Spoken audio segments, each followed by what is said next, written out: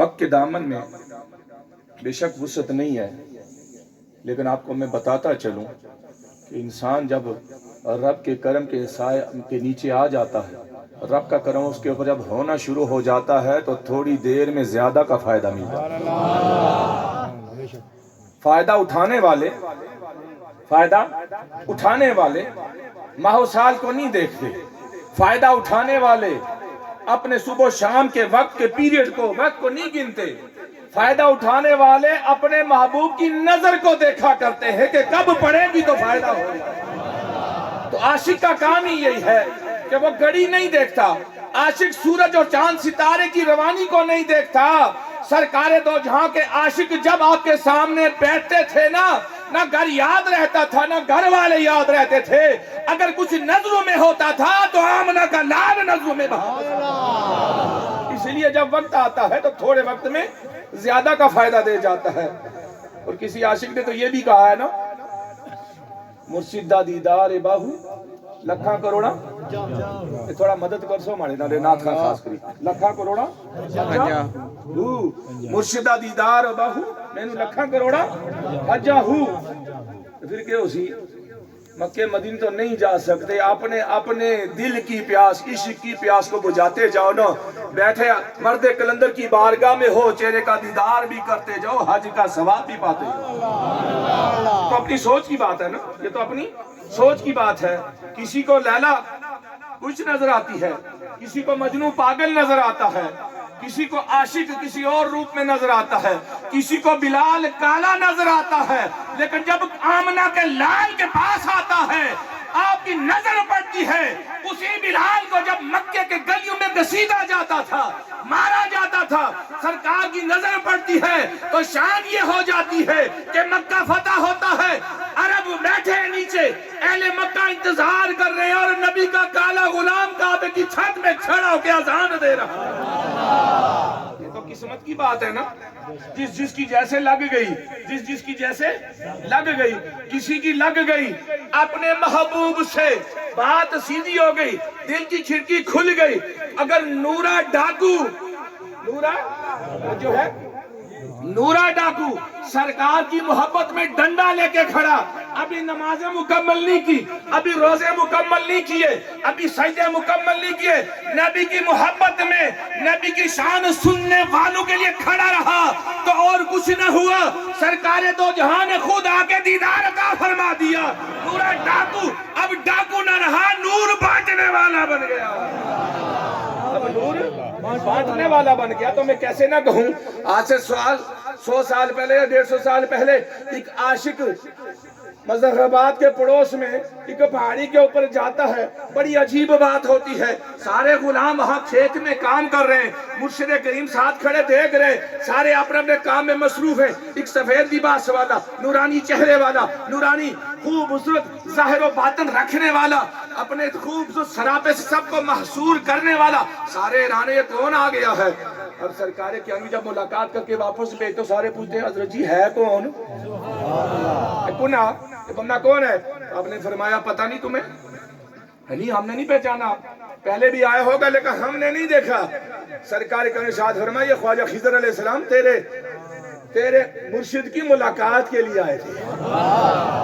تیرے مرشد کی ملاقات کے لیے آئے تھے۔ اب ہوا کیا؟ سارے بھاگ پڑے، سارے نصیبے اتر، سارے کوئی ادھر دوڑ رہا ہے، کبھی ادھر دوڑ رہا ہے، پہاڑی علاقہ ہے، کوئی ادھر سے چھلانگے مار رہا ہے، بھاگتے ہانپتے واپس آ رہے، ساتھ چڑھیا نا سارے کی۔ اب ہوا کیا؟ اب ہوا کیا؟ اب ہوا کیا؟ خواجہ قاسم صادق موڑوی وہیں اپنے کام میں مصروف ہے، ہاتھوں سے کام کر رہے ہیں اور اپنی آنکھوں سے اپنے پیر کا دیدار کر رہے ہیں اور حج کر رہے ہیں۔ سرکار نے پوچھا قاسم ذرا یہ تو بتانا، باقی سارے چلے گئے تو تو نہیں جاتا؟ آپ نے پوچھا کہاں جانا تھا؟ آپ نے تو حکم کوئی نہیں دیا ہے، میں نے تو حکم نہیں دیا، سارے میرے حکم کے بغیر ہی بھاگ پڑے۔ کدھر گئے؟ خواجہ خضر سے ملنے گئے، ملاقات کرنے گئے۔ کیا تجھے نہیں خبر؟ آپ نے ارشاد فرمایا آقا جی میرے مرشد کریم میرا خواجہ خضر بھی آپ ہو اور سرکار کی بارگاہ تک پہنچانے والے بھی آپ ہو، میرا خضر سے کیا کام؟ میں تو اس بندے کی بارگاہ میں بیٹھا ہوں جس سے خضر ملنے آتا ہے، میں کیا کروں خضر کے پیچھے جا کے میری تو وہ آپ اتنے بلند مقام والے ہیں کہ شرق غرب خضر کی محبت میں گزار کر خضر کی ملاقات کے لیے تڑپتا ہے. میں تو خوشبخت ہوں کہ خضر میرے مرشد کی بارگاہ میں ملاقات کے لیے میرے تو خضر آپ ہے.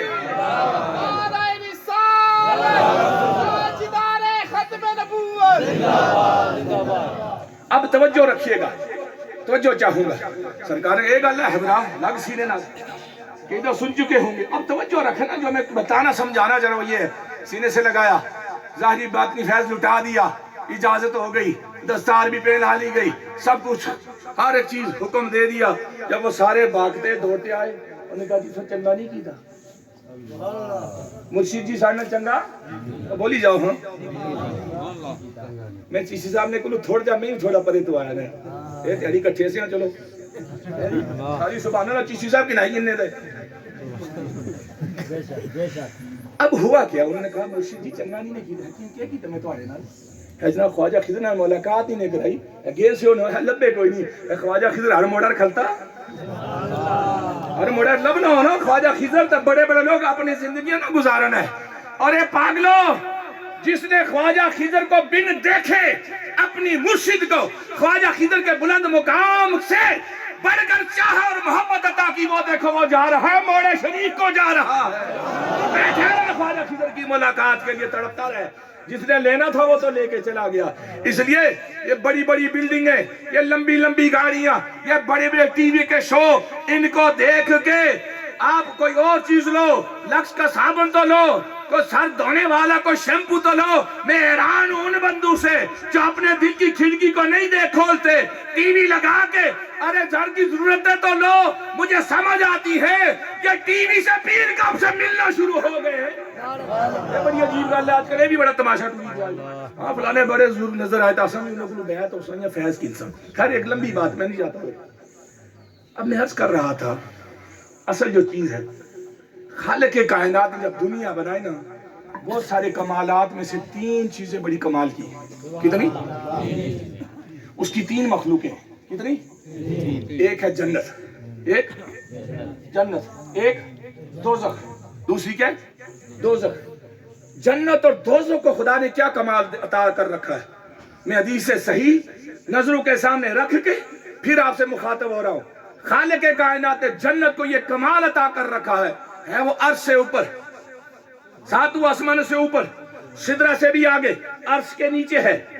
عرش کے پاس ہے, عرش کے نیچے ہے. لیکن رب العالمین نے اس کو ایسی سماعت دے رکھی ہے, ایسی سننے کی طاقت دے رکھی ہے کہ زمین پہ ہو, خلا میں ہو, فضا میں ہو, زمین کے اوپر ہو, زمین کے نیچے ہو, سمندر کے اوپر ہو, سمندر کی گہرائی میں ہو, دریا کے اوپر ہو یا آبدوز کے دریا کے اندر سفر کر رہا ہو, جب بندہ اللہ سے کہتے ہیں اللہ مجھے جنت عطا فرما دے, جنت سن لیتی ہے. جنت کیا کر لیتی ہے؟ جنت سن لیتی ہے. اتنے تیز اس کے کان ہیں. اب حق ہو نا یا اللہ جنت دے دے, سبحان اللہ, ہو جنت, اللہ جنت دے, اللہ جی جنت دے. ہم نے مصری لیاقت صاحب کے گھر میں الفاظ ادا کیے. اب یہ الفاظ سپیکر سے ہو کے لوگوں کے کانوں تک نہیں پہنچے, جنت نے آسمانوں کے اوپر سن لی. کسی کو سینا اعتراض نہیں ہے, کسی کو سینا کوئی شک بھی نہیں ہے. ٹھیک ہے. دوسری چیز ہے دوزخ. دوسری کے خالق کائنات دوزخ کو بھی ایسے کان سماعت کے لیے دے رکھے ہیں. شرق غرب میں, زمین میں یا آسمان کی بلندیوں پہ, انسان ہو یا فرشتہ ہو, جن ہو یا کوئی بھی مخلوق ہو, جب اللہ سے کہتی ہے اللہم اجرنی من النار, اے اللہ مجھے آگ کے عذاب سے بچا, اللہ ہمیں آگ کے عذاب سے بچا, تو وہ قیامت قائم ان سے پہلے اسی وقت جہنم سن لیتی اور کہتی ہے ربا تجھ سے یہ میری پناہ مانگتے سے پناہ دے دینا. سبحان اللہ. جو مانگی جائے چیز جنت, وہ کہتی ہے مجھے جنت اس کو عطا کر دے. جہنم سے پناہ مانگو, جہنم کہتی ہے رب العزت کو پناہ دے دے. خالق کائنات 2 مخلوق پیدا کی, جنت اور دوزخ. جنت 7 زمین سے بھی نیچے ہے, اس سے بھی کہیں گہرائی میں تحت سرا کے کہیں دور نیچے واقع ہے, لیکن سن لیتی ہے کہ آج یہاں مانگنے والے مجھ سے پناہ مانگ رہے. اب رب العالمین نے تیسری ایک اور چیز پیدا کی. یہ تو 2 ہو گئی نا, جنت اور دوزخ. خالق کائنات نے آدم علیہ السلام سے پیدا ہونے سے پہلے ایک اور فرشتہ پیدا کیا, ایک اور فرشتہ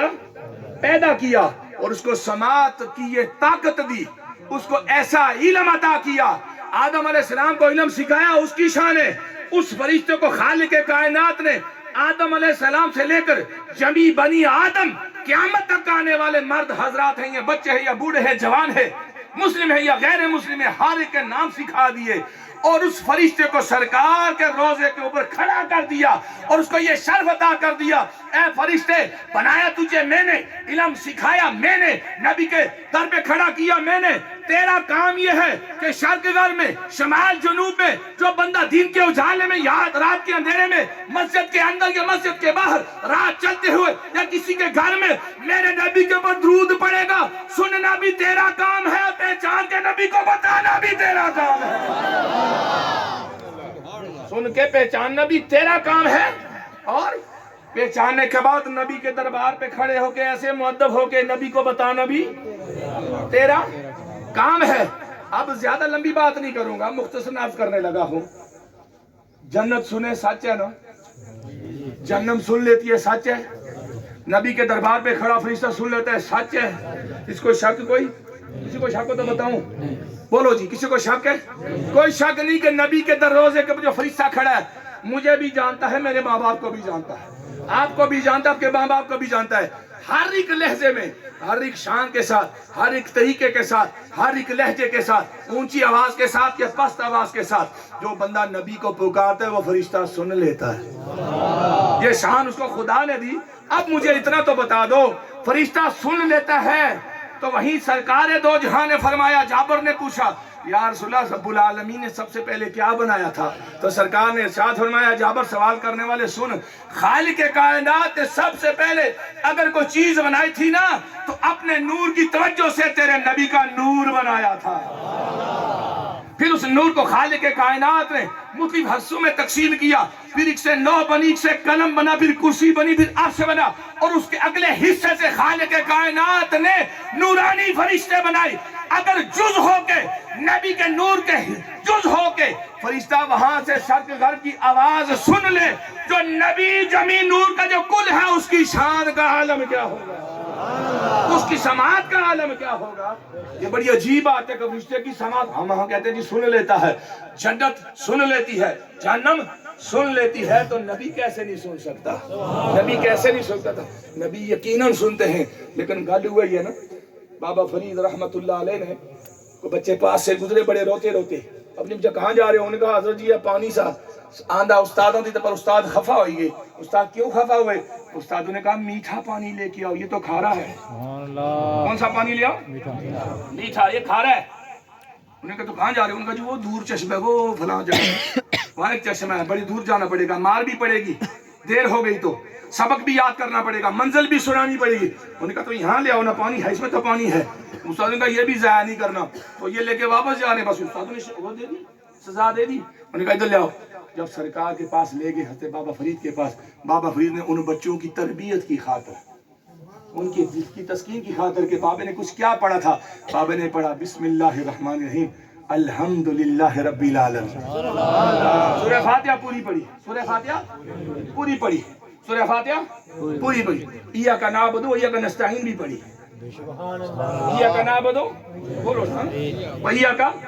نستعین بھی پڑھا اور اس کے بعد کوئی اور کم نہیں انہیں کیتا انہیں خالی ربنا ایاک نعبد نستعین پڑھی سورہ فاتحہ مکمل کری پھوک مارے گا جاؤ لے جاؤ ان کا بابا جی پٹاس ہے جاؤ تو صحیح نا جب گئے استاد کا پانی استاد نے پیا تھا پانی میٹھا میٹھا انہوں نے کہا بچوں پانی تو دور ہے اتنی جلدی کیسے آ گئے میٹھا کیسے ہو گیا ان کا استاد جی جھوٹ نہیں بولتے قرآن پڑھتے ہیں آپ سے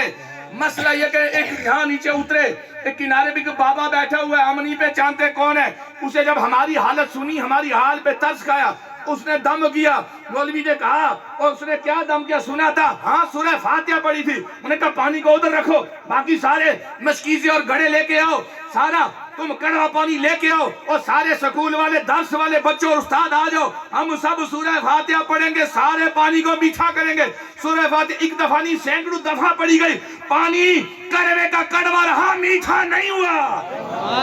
کوئی بابا فرید کا عاشق بیٹھا تھا ان کے لڑ لگنے والا بیٹھا تھا ان کے یا رب العالمین ظاہری باطنی فیض سے وہ متاثر ہو چکا تھا اپنی ظاہر و باطن کو منور کر چکا تھا اس نے کہا گال سورہ فاتحہ نہیں گل پڑھنے کی نہیں، اور زبان بھی تو بابا فرید والی ہونی چاہیے،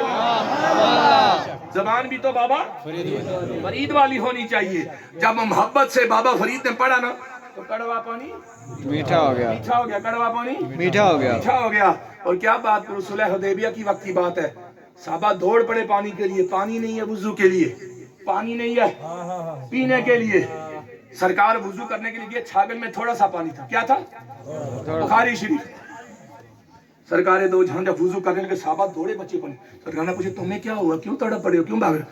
یا رسول اللہ جانوروں کے پلانے کے لیے پانی نہیں، وضو کے لیے پانی نہیں، پینے کے لیے پانی ہے۔ سرکار نے اچھا یہ بات ہے، آپ نے وہ چھاگل منگوائی، اس کے اندر ہاتھ ڈالا، اس کے اندر ہاتھ ڈالا۔ میں اشارہ نہیں کر سکتا نا کیسے ڈالا ہوگا۔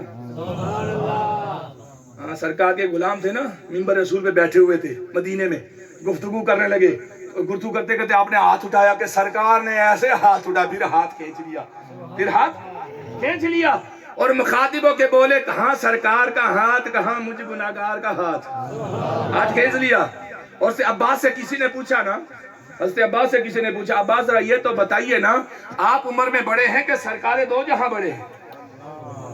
سیدنا عباس سے پوچھا، چچا رسول سے پوچھا، تو ہونا تو کیا چاہیے، چچا بڑا ہونا، بھتیجا چھوٹا نا، عمر بھی رسول ہے۔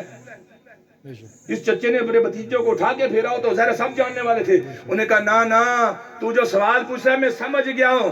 مسئلہ یہ ہے پیدا ہونے میں نبی سے پہلے پیدا ہو گیا ہوں، بڑا محمد عربی ہی ہے، بڑا محمد عربی ہے۔ سرکار دو جہاں نے جب ہاتھ ڈالا نا، ہاتھ نکالا تو ایک نہیں، دو نہیں، تین نہیں، چار، پانچوں انگلیوں سے چشمے ابلنا شروع ہو گئے، چشمے ابلنا شروع ہو گئے۔ جب چشمے ابلنا شروع ہوئے، دوڑنے والے دوڑ رہے، کوئی برتن رہا ہے، کوئی وضو کے لیے پانی لے کے جا رہا ہے، کوئی جانوروں کے لیے لے کے جا رہا ہے، کوئی اپنے کھانے کے لیے لے کے جا رہا ہے۔ راوی نے پوچھا صحابی سے حضرت یہ تو بتائیے کتنوں کا پانی پورا ہوا؟ انہوں نے کہا اللہ کی عزت کی قسم 1,00,000 ہوتے تب بھی پورا ہو جاتا، نبی کے ہاتھوں میں اتنی برکت رب نے رکھی ہے، اس وقت ہم 1500 تھے، ان کے لیے پورا ہو گیا تھا، ان کے لیے 1500 کے لیے پورا ہو گیا تھا۔ سرکار دو جہاں نے ارشاد فرمایا، خالق کائنات نے قل ان کنتم تحبون اللہ فاتبعونی، اے رسول یہ مکے والے، اہل قریش، یہ اہل کتاب، یہ یہودی، یہ نصرانی، ہر ایک جو میں نے مذہب بنایا، ہر ایک بندہ جو میں نے بنایا بت رکھ کے دعوی محبت میرے ساتھ کرتا ہے، تو ان کو بتا دے نا ان کا دعوی محبت تجھے قبول نہیں، مجھے قبول نہیں۔ یا رب العالمین پھر کیا قبول ہے؟ سرکار دو جہاں کے مبارک زبان ہلتی ہے، وہی نازل ہوتی ہے، تو خالق کائنات کے جبریل امی، فرشتہ امی سرکار کو جو قرآن پاک کا حصہ پیش کرتا ہے، تو سرکار ارشاد فرماتے ہیں غلاموں سنو، رب فرماتا ہے کہ اس کے دربار میں محبت اسی کی قبول ہے جو میری پیروی کرنے والا ہو، فاتبعونی۔ یا رسول اللہ آپ کی پیروی کیسی کرنی؟ پیروی رب کی نہیں ہو سکتی، اطاعت رب کی نہیں ہو سکتی؟ خالق کائنات ارشاد فرما دیا جس نے نبی کی اطاعت کری سمجھو اس نے میری اطاعت کر لی۔ اب پیروی کا معنی کیا ہے؟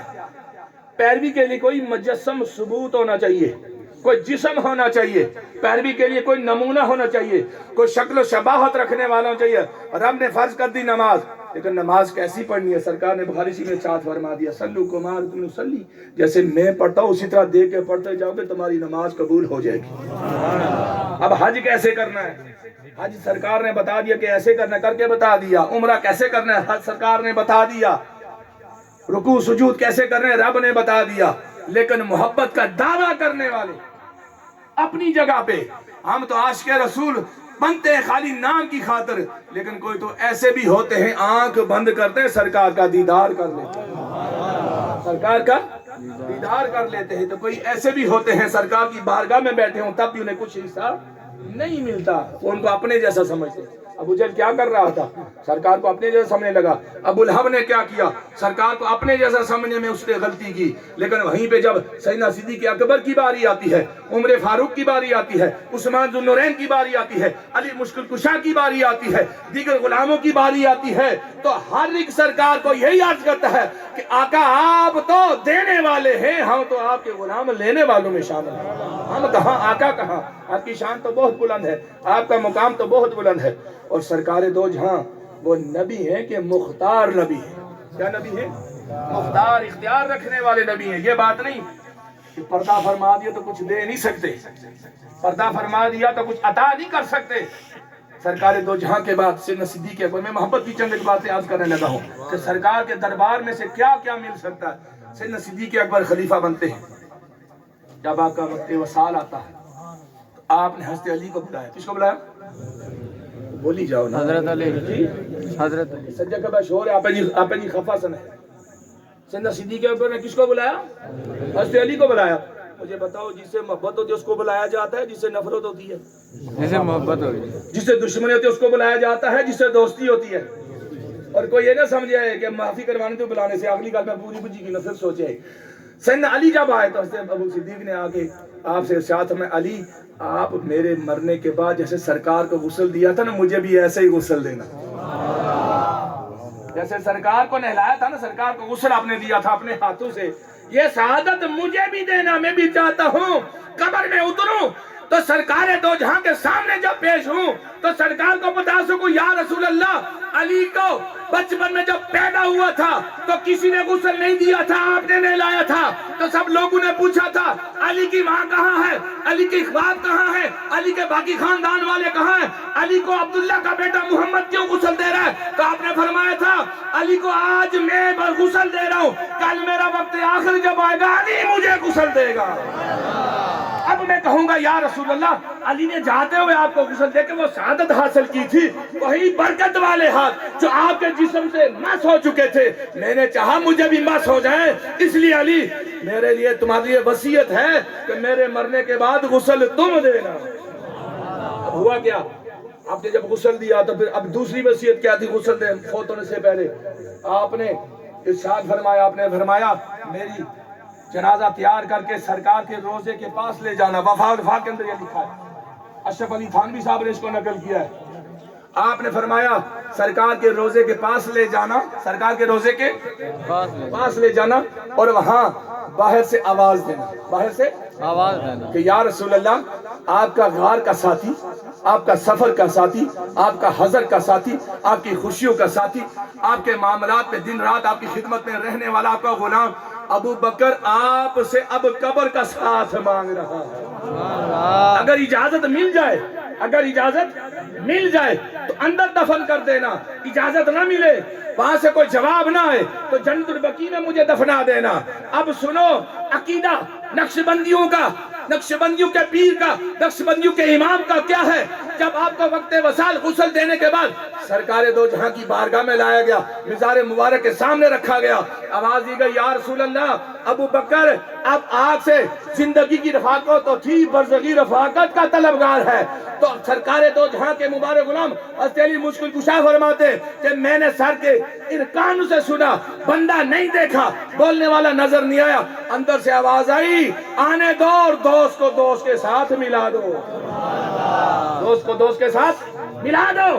جب دروازہ کھلا، نعرہ تکبیر، نعرہ رسالت، نعرہ حیدری، نعرہ تحقیق، نعرہ اہل سنت، نعرہ اولیاء، جشن میلاد النبی، تاجدار ختم نبوت، زندہ باد۔ توجہ چاہوں گا آپ کی۔ اب مجھے بتاؤ سرکار کی سب سے زیادہ رفاقت کسی کو حاصل رہی؟ یا تو ابو بکر کو رہی، یا سیدنا عمر فاروق کو رہی، یا حضرت علی مشکل کشا کو رہی، یا عثمان ذو النورین کو رہی؟ تو جو ہے آپ کی تھکی گئے ہو؟ جی بسم اللہ، نہیں تو ان مسیح مسیح تو پسینہ ڈالیا، ان کو گلا گرم آیا تو جو ہے تو ہماری گڑی نہ کھلی گئی ہے۔ اب میں چاہتا ہوں میں یہ عقیدہ بیان کروں، عقیدہ بیان نہ کرا تو ایسا سکی روٹی کو نہ کھانے سے، سکے لنگر ہمیں کھانے کا شوق نہیں ہے۔ اب سنو، سیدنا صدیق اکبر کو پتا ہے کہ نبی ظاہری پردہ فرمانے کے باوجود رب کی عطا سے سنتا بھی ہے، دیکھتا بھی ہے، اور چاہے تو اپنے قرب میں جگہ دے تو دے سکتا ہے، نہ دے تو واپس بھیجنے میں بھی خدا نے اس کو قدرت عطا کر رکھی ہے۔ پر کمال ہو گیا، وہاں آپ کی قبر انور بنتی ہے۔ اب وقت نہیں، میں مختصر کر کے حضرت سیدنا عمر فاروق کے پاس آتا ہوں۔ آپ کا جب وقت شہادت ہو گیا، آپ کا آخری وقت آ گیا، آپ نے اپنے بیٹے عبداللہ کو بلایا، عبداللہ بن عمر کو بلایا، عبداللہ ذرا ادھر تو آ، عبداللہ ذرا ادھر تو آ بیٹے حاضر یہ باجان کیا حکم ہے بیٹا جانا اپنی ماں کے پاس میری ماں کے پاس سرکار کی زوجہ کے پاس حضرت جی کس کی بات کر رہے ہیں میں عائشہ صدیقہ کی بات کر رہا ہوں اللہ میں کس کی بات کر رہا ہوں عائشہ صدیقہ کی بات کر رہا ہوں اور اس کو بتا میری حالت کہ میرا آخری وقت قریب ہے شہادت میں نے رب العالمین کے دربار میں مانگی تھی مل گئی ہے مدینے میں دفن ہونے کی دعا کی تھی قبول ہو گئی ہے اب جا کے ہاتھ جوڑ کے التجا کرنا اور عرض کرنا کہ عمر بن خطاب نے سوال کیا ہے کہ سرکار دو جہاں کے ساتھ ابو بکر مدفون ہے ابو بکر کے ساتھ جو خالی جگہ ہے وہاں عمر بن خطاب اپنے مرنے کے بعد دفن ہونا چاہتا ہے جب عمر فاروق لخت جگر نور زیدر حضرت عبداللہ بن عمر آپ جب نکلنے لگے تو آپ نے کہا ادھر واپس آ پھر واپس گئے ابا جی اب کیا ہے یہ نہیں کہنا کہ امیر المومنین نے بھیجا مرتے دم بھی ان کی احتیاط کا دامن انہیں نہیں چھوڑنے کا نہ یہ مت کہنا کہ امیر المومنین نے بھیجا جا کے کہنا کہ عمر بن خطاب نے سوال کیا ہے جب آپ گئے دیکھتے کہ صدیقہ کائنات آگے رو رہی ہیں آپ نے پوچھا بھائی جی اما جان بابا جانی نے عمر بن خطاب نے پیغام بھیجا اب صدیقہ کائنات بڑا پیارا جواب ہے انہوں نے کہا عمر بن خطاب کے بیٹے عبداللہ بن عمر سنو یہ جگہ میں نے اپنے لیے رکھی تھی یہ جگہ میں نے گجرا عائشہ ہے نا سرکار کی جہاں مزار ہے یہ جگہ میں نے اپنے لیے رکھی تھی لیکن چونکہ تو سوالی بن کے عمر بن خطاب کا تم آ گیا ہے تو میسنجر بن کے پیغام رسا بن کے سوالی بن کے تو میں عمر کو اپنے اوپر ترجیح دیتی ہوں عمر کو وہیں دفنا دو اب عمر فاروق نے اب کیا کیا جب یہ ہو گیا انہوں نے کہا کیا بیٹا ہے حضور مائی صاحبہ نے اجازت دے دی ہے عمر فاروق نے پھر کہا بیٹا ٹھیک ہے لیکن دھیان رکھیے اب کیا کرنا ہے جب میرا جنازہ لے کے جاؤ نا تو پھر وہاں رو کے پھر عائشہ سے پوچھیں جی کیا گل ہے پوچھ تو لیا اجازت تو ہو گئی انہوں نے کہا نہیں ہوں میں عمر بن خطاب اس وجہ سے اجازت دے دی ہو کیا پتا بھی دل میں ہو کو بے شک زخمی ہے تو زندہ نا ہے تو خلیفہ وقت ہے تو امیر المومنین مسلمان کا امیر ہے شاید اس وجہ اجازت دے دیو مرنے کے بعد جب جنازہ لے کے چلنا نا پھر اجازت دینا اگر اس وقت انکار کر دے تو جن بقی میں دفنا دینا اجازت دے دے تو سرکار کے پہلو میں دفنا دینا سرکار کے پہلو میں دفنا دے تو سرکار کہاں دفن ہوئے عمر بن فاروق عمر بن خطاب رضی اللہ تعالیٰ اب وہاں ایک اور بندہ دفن ہونے لگا تھا میں آپ کو ہسٹری کی بات بتا رہا ہوں میں نہیں پتا سنی کی ایک گل آخنے کی ہے کوئی جگہ شنی اور لوگ ہمیں غلط ترجمے کر کے ہمارے بچوں کو الٹی پٹیاں پڑھا رہے ہیں پھر سے امام حسن مجتبیٰ کا جب وصال ہوا آپ کی شہادت ہوئی شہزادہ رسول کی شہادت ہوئی آپ کو جب شہید کر دیا گیا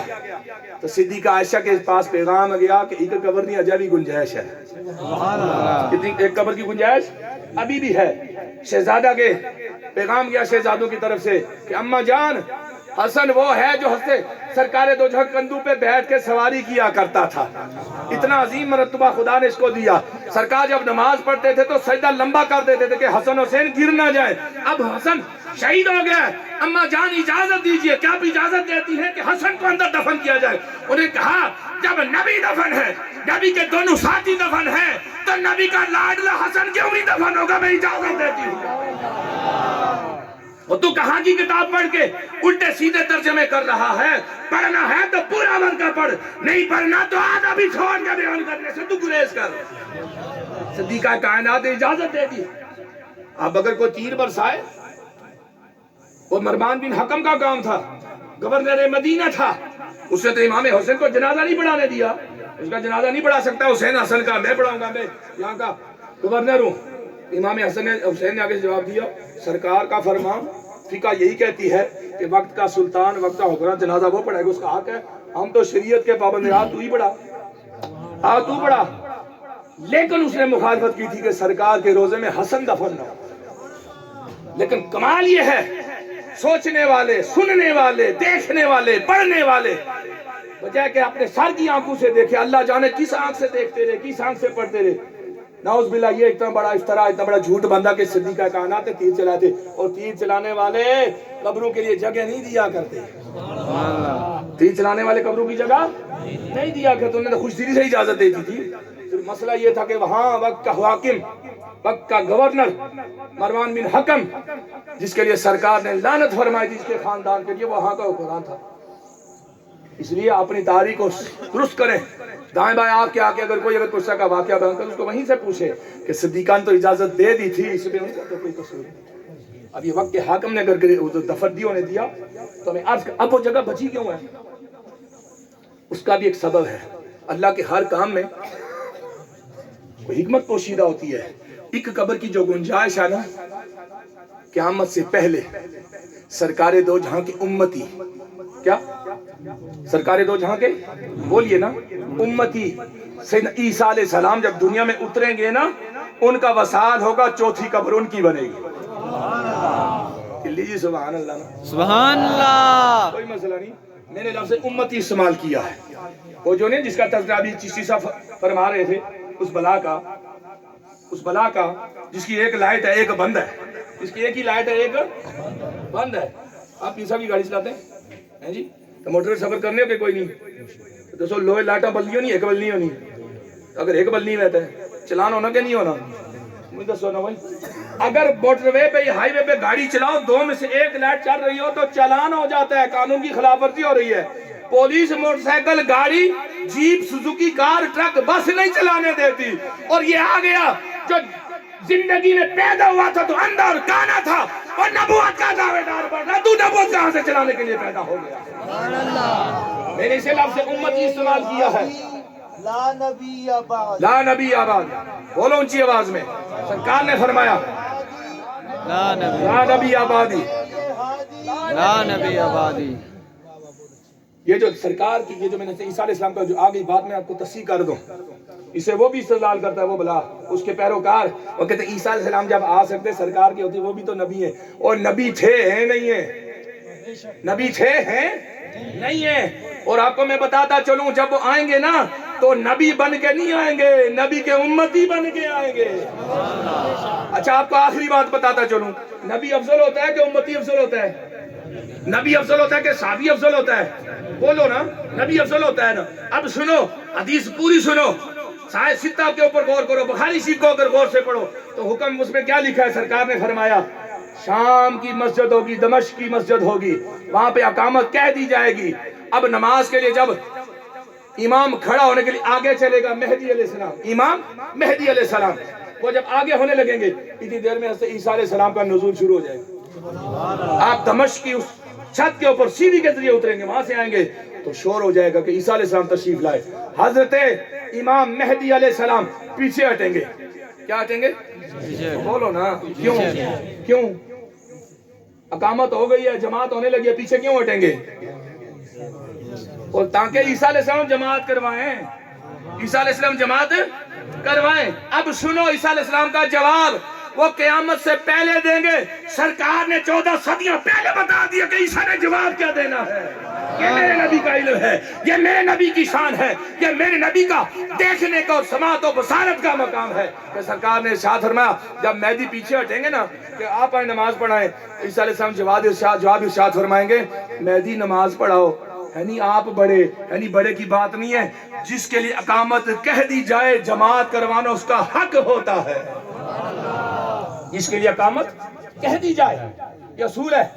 یہ اصول ہے نماز کا، یہ اصول ہے فقہ کا کہ جس کے لیے اقامت کہہ دی جائے تو اگر پیچھے ہٹے اس کو ہٹایا نہیں جائے گا، وہ اپنی جگہ پہ کھڑا ہوگا، حق اس کا ہے نماز پڑھوانا، حق اس کا ہے نماز کے بعد دعا کرنا۔ وہ جب اتریں گے تو نبی کے امتی بن کے آئیں گے، نبی بن کے نہیں آئیں گے، نبی بن کے نہیں آئیں گے۔ اور جب ان کا آخری وقت آئے گا، وقت وصال ہوگا، تو سرکار کے پہلو میں سیدنا صدیق اکبر، سیدنا عمر فاروق کے بعد جو چوتھی قبر ہوگی سیدنا عیسیٰ علیہ السلام کی قبریں بنیں گی۔ اور کسی نے بڑا ایک پیارا واقعہ یاد آ گیا، حضرت ماڑا ٹیم تو پورا ہو گیا، کیا تھے آپ؟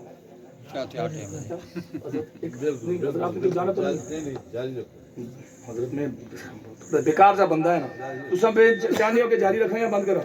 سبحان اللہ۔ نور جہاں کری وہ بولی جاؤ نا کہ نور جہاں، نور جہاں وہ آسان کی نیا نام تُسیں کی نیا کیا کالی ہے اب نور جہاں، نور جہاں، ہاں نور جہاں، اے نہیں جس کی تُسیں سوچا اور نور جہاں سے ملکہ نور جہاں کی بات کر رہا ہوں میں، ملکہ نور جہاں، اس نے ایران خط بھیجا، کیا بھیجا؟ بولو نا، ایران خط بھیجا۔ میں نبی کے روزے کی برکتیں بیان کرنے لگا ہوں، عقیدہ سیدھا لین سیدھی، نظر سیدھی، سوچ سیدھی، ہیں جی دل نہ شیشہ صاف رکھو، دیکھو اسی کا ملکہ نور جہاں نے ایران خط بھیجا، ایران خط لکھ کے بھیجا کہ جناب مسئلہ یہ ہے کہ وہاں سے کوئی بڑا پڑھا لکھا بندہ بھیجے، میں کچھ الفاظ خود اپنے لحاظ سے نہیں ادا کر رہا، سمجھی یہ ہو نا کہ نہیں، وہاں بھیجا اس نے، آئے یہاں آ کے اہل بیت کی شان بیان کرے، وہاں سے کوئی بڑا ذاکر بھیجو، وہاں سے کیا کرو بڑا بہت بڑا ذاکر بھیجو، بڑا علمی ذاکر بھیجو، اور ساتھ لکھا دلی نہیں بھیجنا، کیا ڈائریکٹ دلی نہ، اچھا کہاں اس کو پہلے لاہور کے راستے لاہور کچھ عرصے قیام کرواؤ، کیوں؟ کیونکہ یہاں سنی بڑے زیادہ ہیں، میں چاہتی ہوں ذاکر آئے گا شان اہل بیت بیان کرے گا، ہمارا غلبہ ہو جائے گا، میں غلطہ نہ کروں لیکن سنی میں سمجھانا چاہنا ہے۔ اب ہوا کیا جب وہ آئے نا اس نے کہا جی کہ لاہور کیوں جائیں، دلی میں عالم زیادہ ہے، دلی میں خطیب زیادہ ہے، دلی میں علم ظاہر و باطن رکھنے والا زیادہ ہے، دلی میں علم حدیث، علم فقہ، علم اصول، علم تفسیر رکھنے والے زیادہ ہیں، اور لاہور کیوں ہے، کیا وہ ان پڑھ ہے نہیں، لاہور پہ اولیاء اللہ زیادہ ہے، ہاں یہ مسئلہ اس نے بھی انہیں کی صاحب ملکہ نور جہاں جڑی پورے ہندوستانی وارث تھی اس کی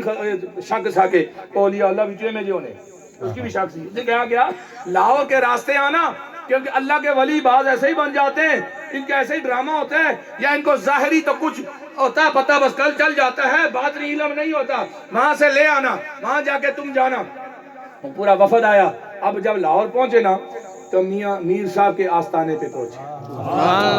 حضرت میاں میر رحمت اللہ علیہ آپ کے آستانے پہ پہنچے، آپ بیعت نہیں کر رہے تھے، آپ نے جو ہی دیکھا آپ نے کہا اللہ اکبر استغفر اللہ، کیا کہا استغفر اللہ، ساتھ سمجھنے کا کیوں وہ جو بندے نہیں آ رہے 15-20 ہے کیا، ان میں سے جو بڑی داڑھی والا ہے جو بڑا چمک دمک کے آ رہا ہے اس کا دل کالا ہے، اس کا دل کالا ہے، آیا سلام ہوا، جس کے بارے میں بتایا تھا اس نے کہا میں ان سب کا امیر ہوں، ایران سے آیا ہوں، دلی جانا ہے، کچھ یہاں قیام کریں گے، اور بتانا کیا چاہتے ہو، ہم اہل بیت کی شان بیان کرنا چاہتے ہو، کہا جی اہل بیت کی شان کون نہیں سننا چاہتا، آؤ بیان کرو، سارے مجمع میں بیٹھ کے سارے سننے لگے، حضرت امام حسن جنت کے شہزادے، جی بسم اللہ سبحان اللہ کوئی جھوٹ نہیں، حسین جنتی جوانوں کے سردار، جی بسم اللہ کوئی جھوٹ نہیں، نبی کا فرمان ہے، علی بابو ولیوں کے امام، جی کوئی جھوٹ نہیں، سچ ہم مانتے ہیں، طرح طرح کی باتیں کی، آخر میں اس نے بات کی، اس نے کہا امام حسین جس جگہ پہ مدفون ہے، جس جگہ پہ ان کا روزہ ہے، جس جگہ پہ ان کا مزار ہے، اس جگہ کے اس طرف 40 میل ادھر 40 میل ادھر 40 میل شرق اور غرب، چاروں طرف جو جو دفنایا جاتا ہے بدبخت نہیں رہتا، جہنمی نہیں رہتا، جنتی بن جاتا ہے۔ حضرت میاں میر نے آگے سے ساتھ میں بالکل 100 لانے سے، یہ تو ہم ہی مننے ہیں تو انکار ہے کوئی نہیں، انہوں نے آگے سے پوچھا، تقریر ختم ہو گئی، شان اہل بیت ہو گیا جی بالکل ہو گئی، اچھا ایک سوال نہ جواب دیو، ایک سوال نہ جواب تو دیو نا، کیا سوال ہے نا دعا میں بھی نہ کرنا، بالکل ہم مانتے ہیں جہاں حسین دفن ہے وہاں سے 40 میل ادھر 40 میل ادھر 40 میل ادھر 40 میل ادھر جو جو دفنایا گیا وہ جنتی بن گیا۔ اب مجھے اتنا بتا دو حسین کی قبر میں یہ برکت آئی تو کیوں آئی اور حسین کو مقام کیوں ملا؟ اس نے کہا اوے اللہ دے ولیہ بڑا دعوے دار سے ولایت نہ، تجھے اتنی خبر نہیں، حسین کو یہ مقام اس لیے ملا کہ وہ نبی کے نور نظر لخت جگر فاطمہ کا بیٹا ہے، اس لیے اس وجہ سے اس کو یہ برکت ملی ہے کہ اس کے جسم میں نبی کی لخت جگر کا خون دوڑ رہا ہے۔ اب میاں میر صاحب نے اسے ساتھ فرمایا اوے عاشق بننے والے، اوے محب اہل بیت بننے والے، اور اتنی خوبصورت یہ لمبی تمہید بننے والے، ہم تو مانتے ہیں کہ حسین کے دائیں بائیں جو تو نے کہا سچ ہے، مجھے اتنا تو بتا دے اگر حسین کی شان یہ ہے حسین کے نانا کی شان کیا ہوگی؟ اس نے کہا جلدی سے کہا اوے حسین کی نانا کی شان کا کیا کہنا، اگر حسین کے 40 میل دائیں بائیں چاروں طرف لوگ جنتی بن سکتے ہیں تو نبی کی شان کا کیا کہنا، وہاں تو ہزاروں لاکھوں میل لوگ جنتی بن سکتے ہیں۔ میاں میر نے ساتھ فرمایا ہم لاکھوں میل کی بات نہیں کرتے، اگر حسین کے دائیں بائیں 40 میل تک اگر کوئی دفن ہو جائے تو جلدی ہو جاتا ہے، مجھے اتنا بتا دو، تیرے بتانے کی ضرورت ہے میں خود بتاتا ہوں، اس نبی کے پہلو میں جو دفن ہے ابوبکر عمر ان کی شان کا عالم کیا ہوگا؟ اللہ تکبیر، اللہ اکبر،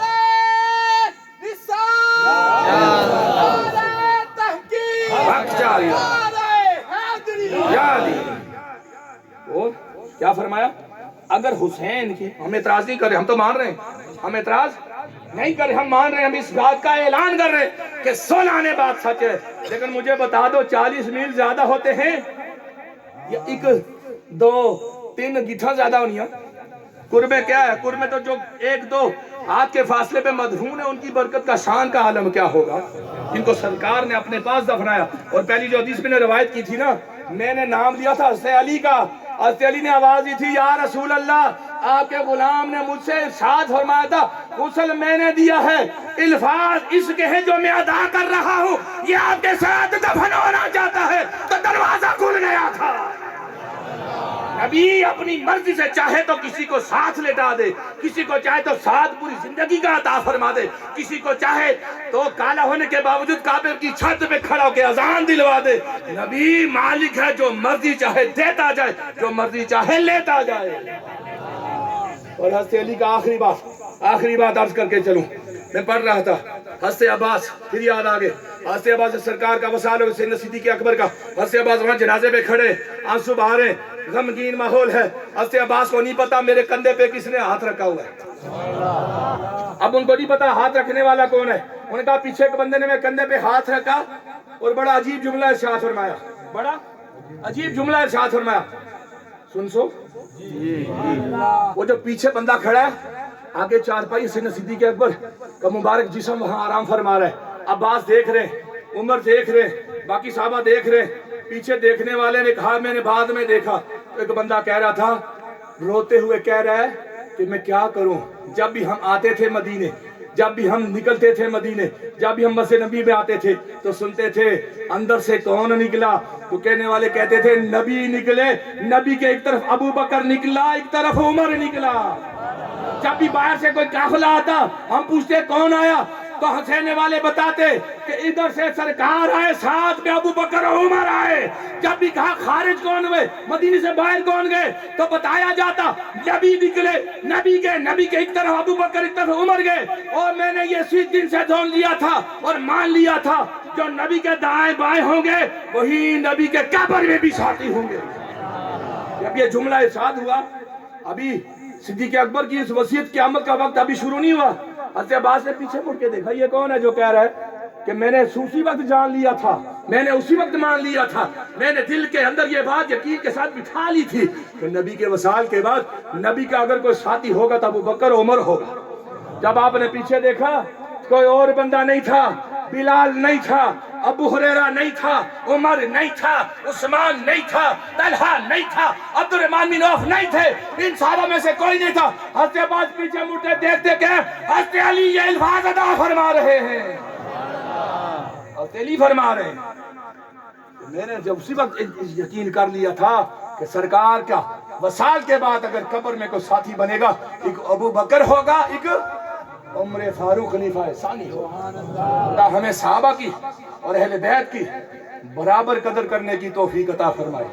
خدا ان کی شانیں سن کر سینے کشادہ رکھے، اپنے چہروں پہ خوشیوں کے آثار ظاہر کرنے کی توفیق عطا فرمائے۔ واسطانے موڑا شریف کے اس خوبصورت فیض کو قبلہ پیر صاحب کے ذریعے جو جاری ہے، خدا اس کو مزید جاری اور ساری فرمائے۔ علماء، حفاظ، قرہ اور بالخصوص طور پر مصری محمد لیاقت صاحب ہر سال کی طرح، مجھے نہیں پتا اور کام یہ سال کے کون سے کرتے ہیں نہیں کرتے، عید پہ نیا جوڑا بنواتے نہیں بنواتے، کسی کی شادی پہ کوئی زیادہ یا کم خرچ کرتے نہیں کرتے، لیکن کافی عرصے سے میں سن بھی رہا ہوں، دیکھ بھی رہا ہوں، اور کوئی کام سالانہ کرے نہ کرے میلاد کی محفل ہر سال کرواتے ہیں۔ خدا اس چیز کو ان کے لیے، ان کے خاندان کے لیے ذخیرہ آخرت بنوائے۔ آخر دعوانا الحمدللہ۔